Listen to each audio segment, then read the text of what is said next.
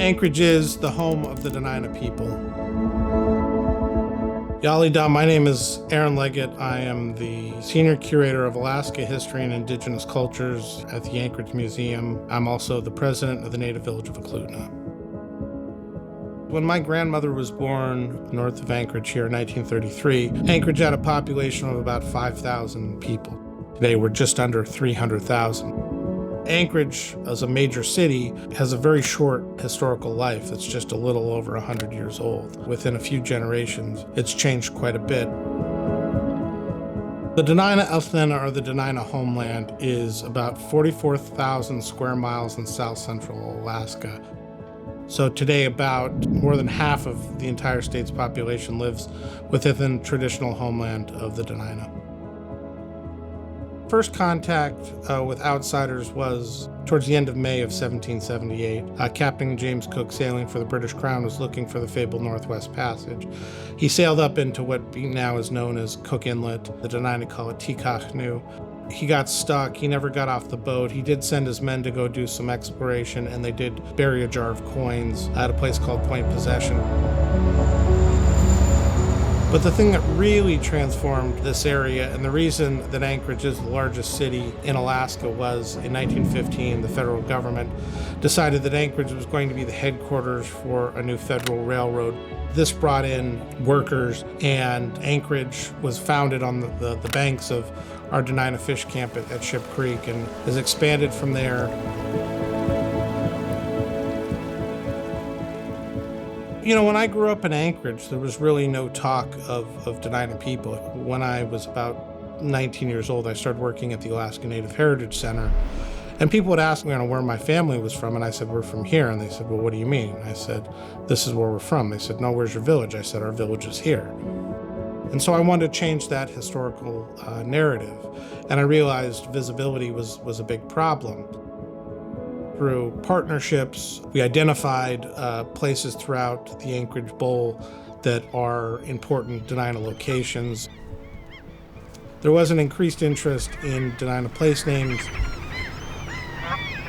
With this project, we have an opportunity to really celebrate what makes this place unique. Certainly the Dena'ina place names and the Dena'ina connection to this place is one of those things.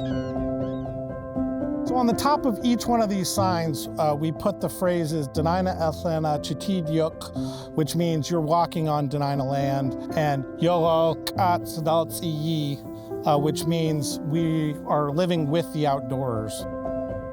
The Indigenous Place Name Initiative started around 2016, 2017, when we brought together a group of like-minded community people to figure out a way to honor Dena'ina place names, Dena'ina heritage. If you can get a connection to this place that goes back, several thousand years, you get an appreciation of what makes it really special and unique. And I think understanding those place names can be not only impactful for visitors, but even for locals. There's so many of these place names that really describe a particular geographic feature or a bit of history. And when I started to understand those kinds of things, it just opened up a whole new world to me in a way that I had not quite ever seen. This was an important Dena'ina fish camp site. When the early map makers came through this area, they encountered Dena'ina fish camps in the early 1920s. And they asked the Dena'ina, what do you guys call this area? We said Chanchnu. They wrote it down as Chester. We said, well, close enough. So the important thing is that there was no old man Chester that had a whiskey still that was homesteading in this area. Chester really is a derivation of Chanchnu, and Chanchnu means grass creek.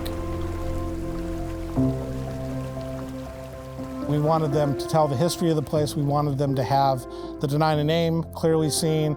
And we also incorporated a piece of Dena'ina artwork or an important object to the Dena'ina, and that's men's fire bag. Dena'ina men would traditionally have a bag like this that they would carry close to them, and inside they would carry things to create a fire. It's sort of a symbol of Dena'ina resiliency.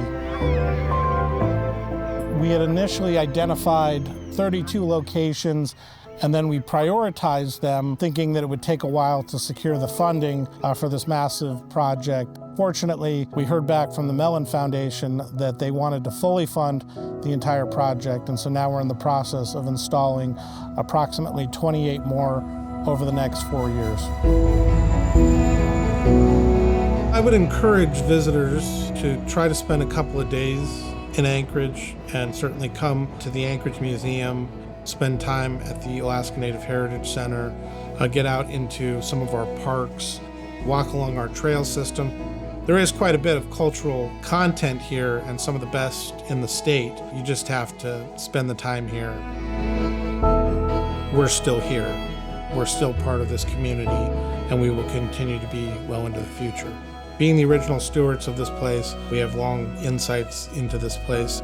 We're still contributing to this place, and we want to see this place grow and succeed. And one of the ways to do that is by having the ability for people to hear our story in the way we want it told.